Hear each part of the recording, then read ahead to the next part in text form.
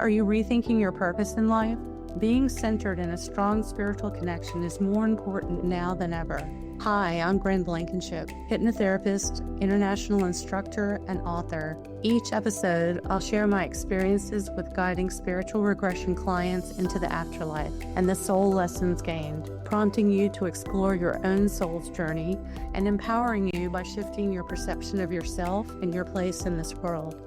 I want you to know that you're here by design, not by accident. You are not alone. You are loved. You are here on purpose, for a purpose. When you stand in your truth and fulfill your purpose, you support others in fulfilling theirs. If this intrigues you, stay tuned in as we explore. Hey, everybody. It's Bryn Blankinship here with the Afterlife Teacher.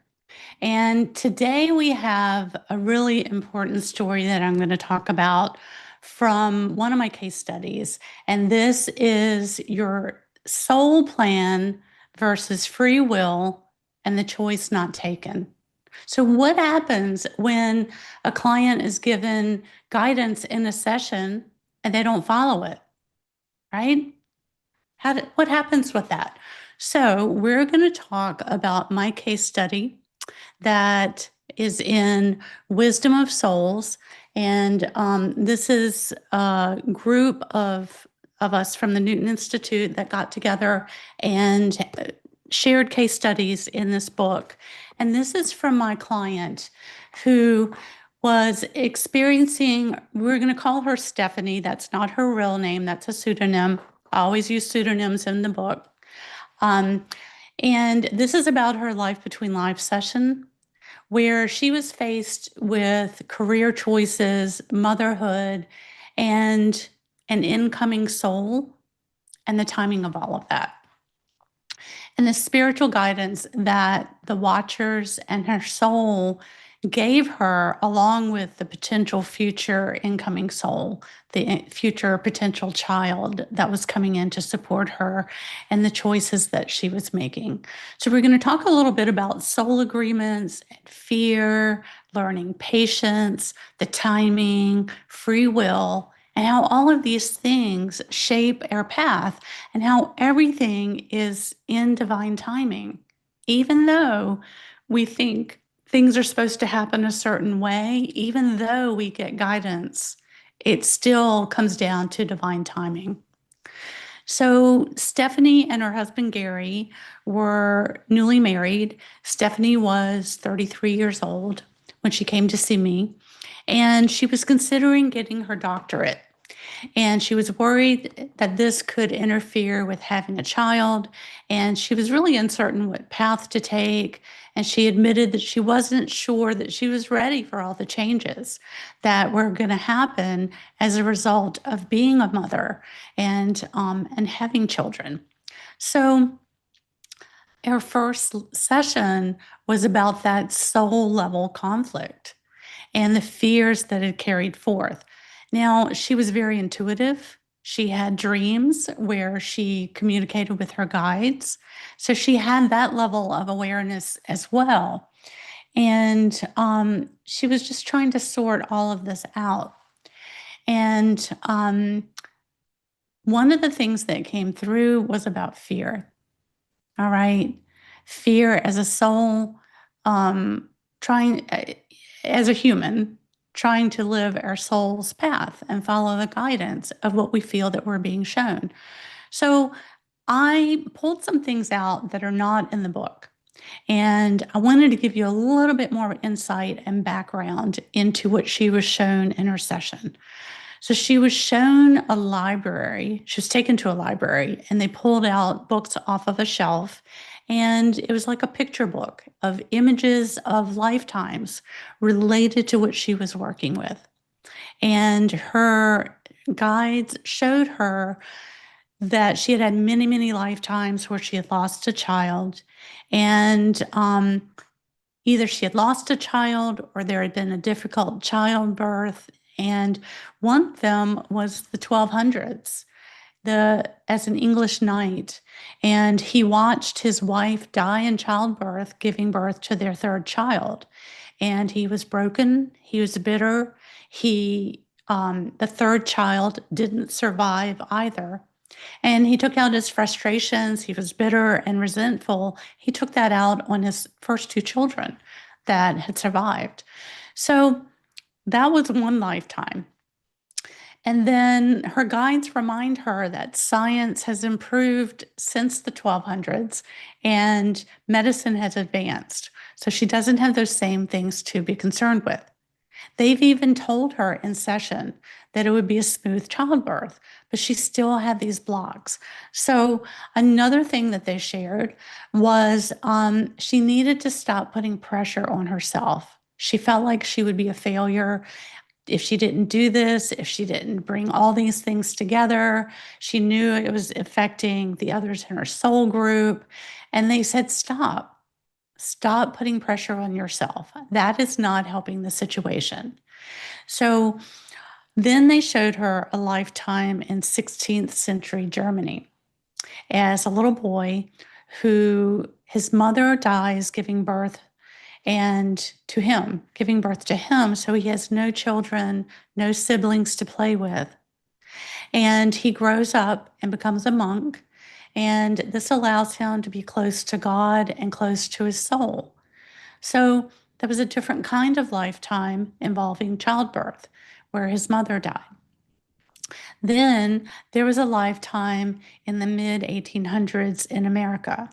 And this was the most significant lifetime that she was shown in session. This is a female who was suffering lifelong pain after a difficult childbirth, and she wasn't able to have more children. So that's the lifetime that was challenging her now, although there were others leading up to that.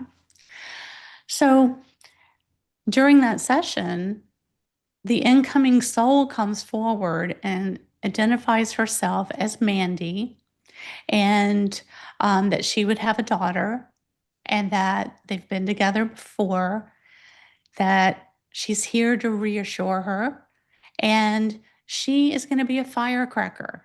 She's going to have a lot of energy, just like her mom, and it's going to cause her mom to not be thinking about herself, not be in her head, because as a therapist, she would also think about her clients and think about things. And she's very smart and intellectual. So that got her, that would get her out of her head, having a child that was going to be high energy that she would have to chase after. So that was one thing.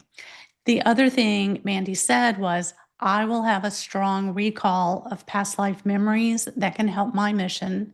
I will have a strong sense of purpose, and that's going to help us both. So she came in to reassure. A lot happened in that session. We were focused on career and the choice not taken. That is really what the focus was about, and some of the fears that were holding this client back. So years went by. I was not in touch with Stephanie. And when we were compiling the stories for the book, I thought about this story, so I pulled it out. I contacted her. It had been 10 years. 10 years. So I was curious as to what had happened in the 10 years since I'd seen her. And she was reluctant to tell me, but she admitted that she had not had a child as she expected. So she admitted that she wanted to enjoy being newly married. She wanted to spend time with her husband, and she just wasn't quite ready. And she didn't want to go through the pain of childbirth, which is understandable given the past lives that she had experienced related to that. So what she did was she continued her work as a therapist. She tried again to get her master's degree, but was thwarted, was stopped. Every attempt to get her master's degree was stopped in one way or another. She had gotten some dogs, show dogs that she spent time with, that she loved, and she admitted that they were like a distraction for her, and that they had even considered at one point adoption with a birth mother, and then at the last minute, the birth mother backed out. The birth mother changed her mind. So it's not that Stephanie wasn't taking steps to move forward, but things were just not lining up. They just weren't. So in this follow-up session, she was given spiritual guidance, and she was told that this lifetime is about learning choice versus free will versus her soul plan.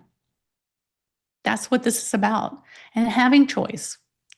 So her guides and the watchers, the higher level group, came in, and as well as her soul came in and gave her advice. And the guides advised that we advise, but you have the freedom to follow it or not.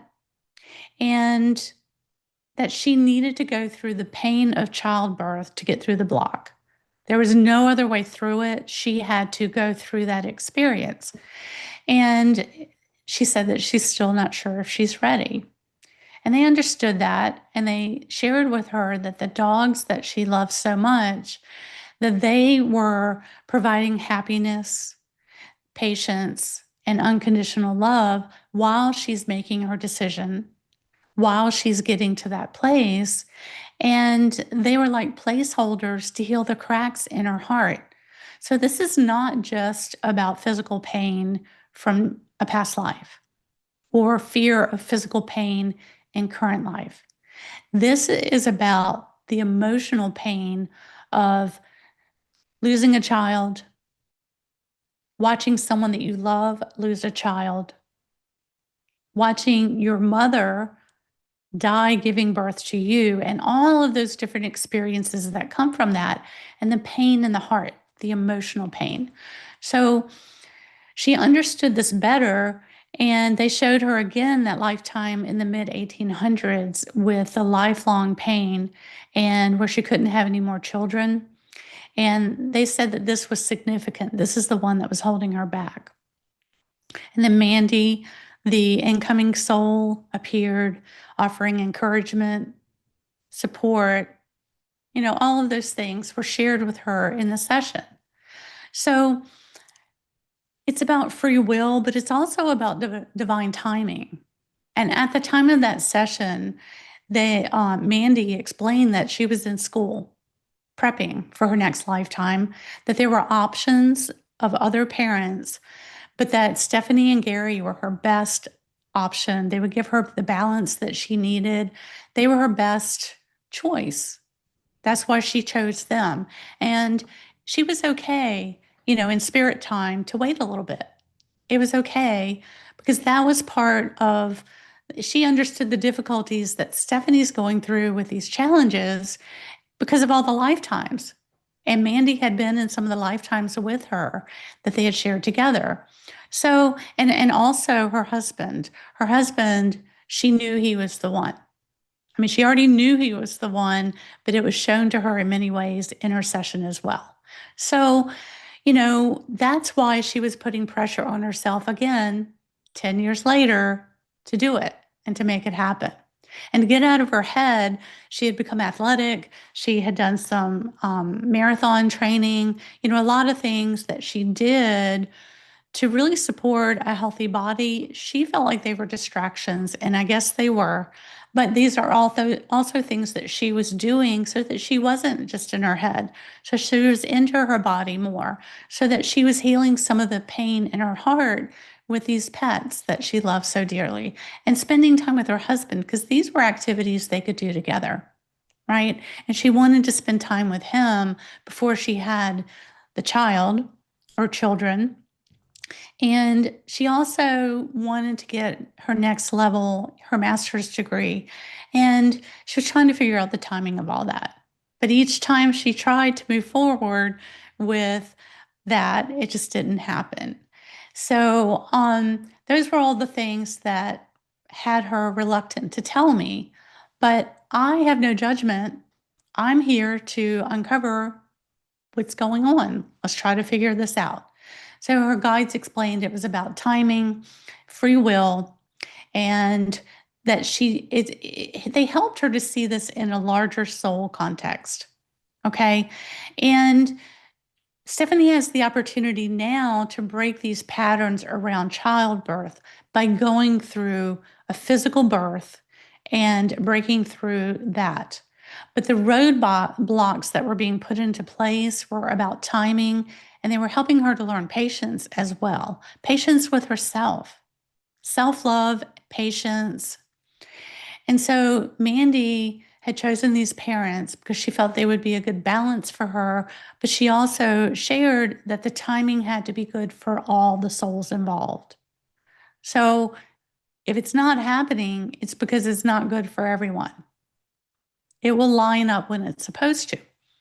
And Stephanie still has choice with soul agreements and the guidance that's in place. And the role of some of the spiritual symbols that she was given, that she shared, they were for grounding, they were for aligning, and they were for quieting the mind. And they came from those lifetimes, like the lifetime as the monk, where she was learning grounding and being out in nature and connecting to her soul and to God. So all of these things were coming into play, and there's a reason that her guides showed her those specific lifetimes to show her insight into some of the fears that she had now, because she has really strong intuition. And they were explaining that sometimes intuition can present itself, fear actually can sometimes fear can present itself as intuition when it's actually carryover from a past life, fears from those lifetimes and those experiences that human experienced that are part of the soul that Stephanie is part of. So as those things were shown to her, they just reminded her fear doesn't, fear not always originating from this lifetime. And those series of lifetimes with the loss of a child are the reasons for the unconscious blocks. And reminding her she has an opportunity now for karmic resolution, and that she can stop putting herself through this. And I'm not sure if I shared this one, but I want to go back to this one. I think I missed one too. There is also a lifetime as a young girl, and she fell down a well and died. She drowned in the well, and her guides showed her that, and she said, I had to experience it. My parents had to experience losing a child. I didn't need a long life. I needed a lifetime where I was nurtured and happy. I had a happy childhood and I was loved. So she experienced from all sides of that life. And all of those things are coloring what she's experiencing now. So some of the fear, she didn't carry a lot of fear from that life as much as the heartache that she felt for causing her parents that. But it was part of the plan that they planned out before they got here. So all of these are opportunities to clear that karma. There's free will. There's the soul plan. They coexist. They work together. And when you shift, when you're shown something and you don't take that path, everything lines up with the new path that you're taking. It takes a minute and everything realigns, and then we move forward with that. And sometimes we come back around to that path that we were considering before, but we come to it with new information or more of a state of readiness, maybe. So feeling delayed does not always mean that you're off path. And sometimes it just means that the timing is still unfolding. And in her case, the timing may not occur in this lifetime. It could be prep for the next life. Now, in session, it seemed like it's for now. And we left that second session with, you can do this, and there was encouragement, and it seemed like it was for now. However, if it didn't happen now, it's prep for when it does happen in the next lifetime, when they do come together. And they'll have this lifetime to add to the list of lifetimes for support and, insight and guidance and everything else that Stephanie's soul is working with. And so it may take a series of lifetimes, but the opportunity is here now for her to do that. And she's got Mandy encouraging her. She's got unconditional love. She's got the love that she needs and the support, and it's helping her to love herself too. Love herself enough to say, no, I'm just not ready for this. Or to say, yes, I'm ready now. But the blocks are not happening at the mind level. They're happening deeper.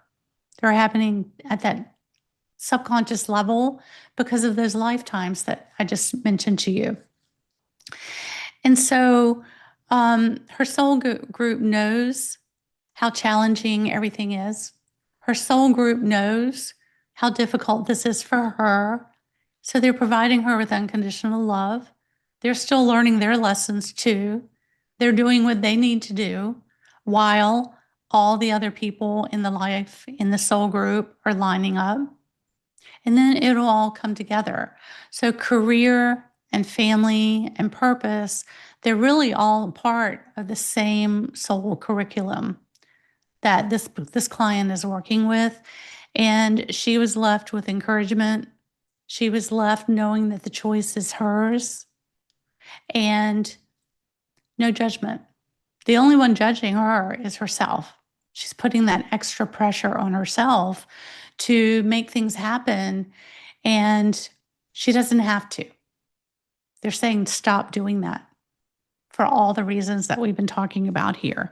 So that's why I shared that case study in Wisdom of Souls. I felt like it was really important to talk about what happens when when a client has a session and they're given information, but it doesn't play out the way that they choose a different path than what they're shown. Because it happens sometimes. Now, when I contacted Stephanie, I didn't know when I contacted her. I was expecting, because this is soul of her incoming child came through, I was expecting that she was going to give me the follow-up and there was going to be this little girl and she was going to tell me all that, right? But that's not what happened. And the soul came through again in the second session 10 years later and still was giving encouragement, was saying some things that my client needed to hear. And yeah, just all coming together to support each other on their soul's journey for where they are. And then a deeper understanding of those dogs. All the love that she was given to the dogs, they were giving back to her to heal her heart. That's the biggest piece of this in my mind, the heart. The heart needs to heal so that then she can move forward. And by taking the time with the dogs, there are no accidents with that. Taking time with those dogs is helping her to heal those places in her heart for the time where she will incarnate and have that child. So I just want to leave you with that and know that no matter where you are, you're on the right path. Well, let me put it this way. No matter where you are, you're exactly where you need to be. And you also have free will. You have choice in your life path. And if you're given guidance, you can follow that with a deeper understanding. These sessions are meant to provide insight and understanding. The client is reading themselves. I'm not giving a psychic reading. The client is reading themselves and they're sharing with me what's happening. I'm asking questions to their guides, to their soul group members who show up, to the watchers, the soul advisory council. I'm asking questions to help my client because my client is in there and I want to ask questions that my client doesn't even know to ask. And some questions that my client does know to ask because they shared it with me before we started the session, so that my client can leave with information that will help move them forward in their life with peace, with happiness, with joy, with deeper understanding. And in this case, she's learning about free will. by not just taking the choice that's being laid out and given. She's learning about free will for the time where she will choose when the right time is. So I just want to leave you with that and give you something to think about. And this is Bryn Blankinship. You can follow me on Facebook, Instagram. You can find out about courses if you want to learn how to do this work at brynblankinship.com. You can follow me on LinkedIn, Threads. Check out my YouTube channel. And thank you so much. And until next time, we will see you then. You've been listening to Afterlife Teacher, Soul Lessons bringing you full circle with Bryn Blankinship. Tune into Transformation Talk Radio for more discussions of the soul's journey across different lifetimes and soul lessons gained, helping you to consider the deeper reason you are here. Bryn shares her wisdom spanning 20 years of guiding spiritual regression clients into the afterlife and connecting them with their spiritual team and soul's purpose to bring them full circle, helping you gain insight into your own soul's purpose while supporting others in fulfilling theirs. Living in partnership with your soul, with less worry and greater trust, you can be in divine flow and thrive. For more information on becoming a certified hypnotherapist and regressionist and assisting with the global transformation taking place, visit brynblankinship.com.